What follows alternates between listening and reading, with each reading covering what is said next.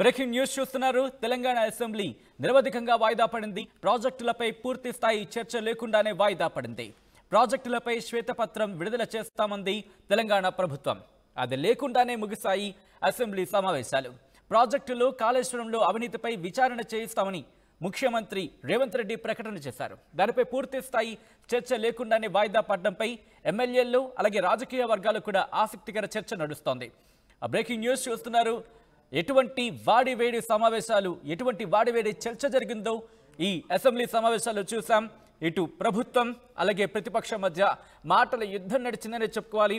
ఒక పక్క భట్టి విక్రమార్క, మంత్రులు ఉత్తమ్ అలాగే కోమటిరెడ్డి వెంకటరెడ్డి, అలాగే దీంతో పాటు ప్రతిపక్షానికి చూసుకుంటే ఇటు బీఆర్ఎస్ నుంచి కేటీఆర్, హరీష్ రావు, అలాగే గతంలో ఉన్న విద్యుత్ శాఖ మంత్రి, వీళ్ళ మధ్య ఎటువంటి మాటల యుద్ధం జరిగిందో చూసాం. సో ఈ విషయాన్ని కాస్త పక్కన పెడితే ఇప్పుడు ఇంట్రెస్టింగ్ అంశం ఏంటంటే ప్రాజెక్టులపై శ్వేతపత్రం విడుదల చేస్తామని చెప్పింది ప్రభుత్వం. అది లేకుండానే ముగిసాయి అసెంబ్లీ సమావేశాలు. ఎటువంటి చర్చ నడుస్తోంది, రాజకీయ వర్గాలు తెలుసుకునే ప్రయత్నం చేద్దాం. మా ప్రతినిధి మధు అప్డేట్స్ అందించేందుకు లైవ్లో జాయిన్ అవుతున్నారు. మధు, ఏంటి ఎటువంటి ఇంట్రెస్టింగ్ డిస్కషన్ జరుగుతుందని చెప్పుకోవాలి. ఎందుకంటే ప్రాజెక్టుల అంశానికి సంబంధించి ప్రాజెక్టుల విషయంలో శ్వేతపత్రం విడుదల చేస్తామని చెప్పి ప్రభుత్వం చెప్పింది. అది లేకుండానే అసెంబ్లీ సమావేశాలు ముగిసిన పరిస్థితి. ఎగ్జాక్ట్లీ మొదటి రోజు చర్చ సందర్భంగా అంటే ఎప్పుడైతే శ్వేతపత్రం విడుదల చేసినటువంటి మొదటిదేమో ఫైనాన్షియల్ డిపార్ట్మెంట్ పైన పూర్తి స్థాయిలో చర్చ జరిగింది. అంటే రాష్ట్రంలో ఆర్థిక పరిస్థితి ఎలా ఉంది అనేటువంటి అంశాన్ని వారు పూర్తిగా వివరించే ప్రయత్నం చేశారు.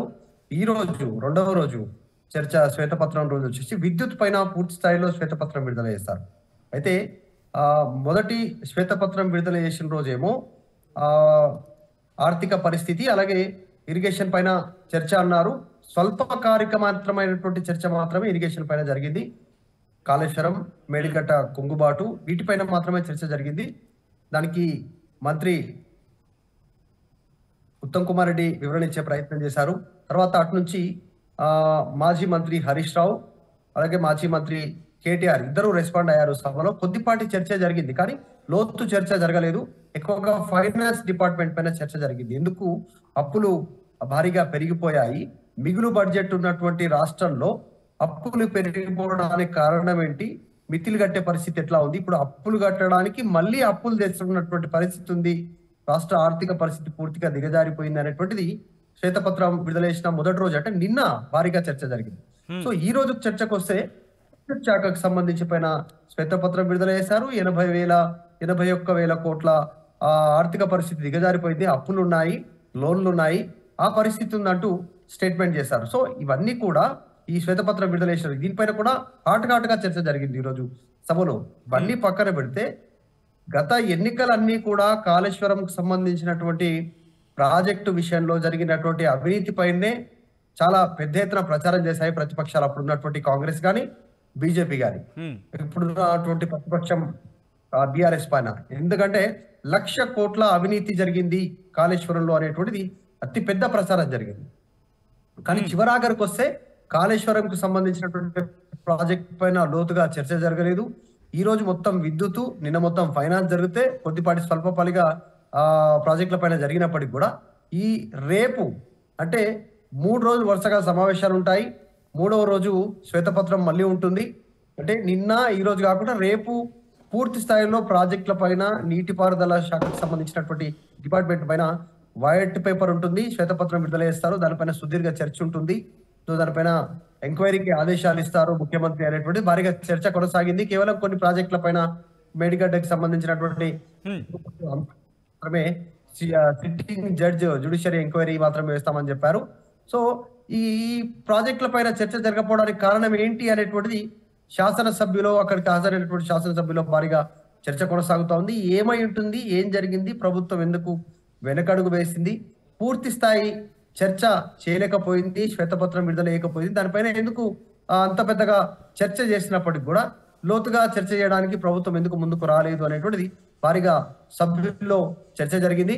దానిపైన సభ పూర్తిగా వాయిదా పడిన తర్వాత, నిరవధిక వాయిదా పడిన తర్వాత బయటికి వచ్చినటువంటి సభ్యులు అటు ప్రతిపక్ష ఇటు ప్రభుత్వ తరఫు నుంచి తర్వాత మిగతా సంబంధించినటువంటి అన్ని పార్టీలకు సంబంధించిన సభ్యులు భారీగా చర్చ కొనసాగింది. మరి ప్రభుత్వం ఈ అంశానికి సంబంధించి ఏంటి వచ్చే అసెంబ్లీ సమావేశాలు చర్చిద్దామని చెప్పి పక్కన పెట్టినట్టు అనుకోవాలా, లేకపోతే పూర్తిగా డీటెయిల్స్ రాని పక్షం అని అనుకోవచ్చా? ఎటువంటి సందర్భం చెప్పి డిస్కషన్ జరుగుతోంది? ఎగ్జాక్ట్లీ నిజంగానే ఇప్పుడు నెక్స్ట్ సమావేశం అంటే కొన్ని నెలలు ఆగాల్సినటువంటి సందర్భం ఉంటుంది. ఇది మొదటి ప్రభుత్వం, మొదటి శాసనసభ జరిగింది, అనేక అంశాలను ప్రస్తావనకు తీసుకున్నప్పటికీ కూడా ఈ సమావేశంలోనే చర్చ ఉంటుంది అనుకున్నారు. ప్రాజెక్టుల పైన భారీగా స్కామ్ జరిగింది, మేము వస్తే ఎంక్వైరీ చేస్తాం, అందరినీ జైల్లో వేస్తాం. ఇక్కడ ముఖ్యమంత్రి, అప్పుడున్నటువంటి మంత్రులు, కాంట్రాక్టర్లు, ఇంజనీర్లు, డిజైన్ చేసినటువంటి వారు, నిర్మాణం చేసినటువంటి కాంట్రాక్ట్ సంస్థలకు సంబంధించినటువంటి అందరూ కూడా, అంటే సబ్ కాంట్రాక్టర్లు పూర్తిగా దీని మీద అందరి మీద చర్యలు ఉంటాయి, శాఖాపరమైనటువంటి చర్యలు అన్నారు. సో చూస్తే అక్కడ అలా ఏం కనిపించలేదు. ఎల్ఎన్టీకి సంబంధించినటువంటి విషయంపైన రివ్యూ జరిగింది. మరి మంత్రి హోదాలో ఇరిగేషన్ డిపార్ట్మెంట్ కి సంబంధించినటువంటి విషయంలో మరి ఉత్తమ్ కుమార్ రెడ్డికి పూర్తి స్థాయి వివరాలు అందలేదా, నిజంగానే అటు శాఖాపరమైనటువంటి వివరాలు అందలేదా, డిపార్ట్మెంట్ తేలాలి. మరి ప్రభుత్వం నిజంగానే ఇంకా లోతుగా డీటెయిల్స్ తెలుసుకునే ప్రయత్నం చేస్తా ఉందా? ప్రాజెక్ట్ రిపోర్టు ఏదైతే ఉందో డిపిఆర్, డీటెయిల్ ప్రాజెక్ట్ రిపోర్ట్ ఇంతవరకు కేంద్రానికి సమర్పించలేదు కదా, దాని మీద ఏమైనా అధ్యయనం చేస్తా ఉన్నారా? సార్ ముఖ్యమంత్రి మదిలో ఏముంది, రేవంత్ రెడ్డి ఏం ఆలోచన చేస్తా ఉన్నారు అనేటువంటిది తేలాల్సినటువంటి అవసరం ఉంది. మరి కేంద్రం లో ఉన్నటువంటి జాతీయ పార్టీ కాబట్టి కేంద్ర అధినాయకత్వానికి సంబంధించిన అనుమతులు ఏమైనా కావాల్సి ఉంటుందా? వీరు దీనిపైన లోతుగా వెళ్లాల్సినటువంటి అవసరం కోసం ఏంటి అనేటువంటిది తెలియదు ఇప్పటి వరకు. కానీ సభ్యుల మధ్య మాత్రం భారీగా చర్చ కొనసాగుతుంది. ప్రభుత్వం చెప్పింది ఒకటి, కానీ ఇక్కడ చేస్తున్నది ఒకటి అనేటువంటిది జరగలేదు. అనుకున్నటువంటిది కేవలం శ్వేతపత్రం, ఫైనాన్స్, తర్వాత విద్యుత్తు, వీటిపైన మాత్రమే శ్వేతపత్రం విడుదల చేశారు. ప్రాజెక్టుల పరిస్థితి ఏంటి అనేటువంటిది డీటెయిల్స్ తెలియదు. మరి డిపిఆర్ తెప్పించుకునే ప్రయత్నం చేస్తున్నట్టున్నారు, అధికారులు ఏమైనా అధికారులతో సమాచారం తెప్పించుకునే ప్రయత్నం చేస్తున్నట్టున్నారు అనేటువంటిది సభ్యుల మధ్య చర్చ సాగింది. సభ్యులంతా కూడా సభ ముగిసేటువంటి సమయం తర్వాత ఇదే మాట్లాడుకుంటున్నట్టు కనిపించింది.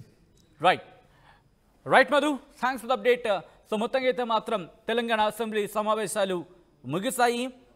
చాలా వాడివేడిగా చర్చ జరిగిందని చెప్పుకోవాలి. అయితే ప్రాజెక్టులకు సంబంధించి ప్రాజెక్టులపై పూర్తి స్థాయి చర్చ లేకుండానే వాయిదా పడింది. ప్రాజెక్టులపై శ్వేతపత్రం విడుదల చేస్తామని చెప్పి ప్రభుత్వం చెప్పింది. అది లేకుండా ఈ అసెంబ్లీ సమావేశాలు ముగియడంతో ఇప్పుడు ప్రాజెక్టులో కావచ్చు, ముఖ్యంగా కాళేశ్వరానికి సంబంధించి చర్చ జరిగినప్పటికీ కొద్దిపాటి చర్చ మాత్రం జరిగిందన్నట్టుగా అక్కడ రాజకీయ వర్గాల్లో కావచ్చు, ఎమ్మెల్యేలు కావచ్చు పెద్ద ఎత్తున చర్చ జరుగుతోంది. ప్రాజెక్టులు, కాళేశ్వరంలో అవినీతిపై విచారణ చేయిస్తామని ముఖ్యమంత్రి రేవంత్ రెడ్డి ప్రకటన చేశారు. దానిపై పూర్తి స్థాయిలో చర్చ లేకుండానే వాయిదా పడడంపై ఇటు ఎమ్మెల్యేలు కావచ్చు, రాజకీయ వర్గాల్లో కావచ్చు ఇప్పుడు ఆసక్తికర చర్చ జరుగుతోంది.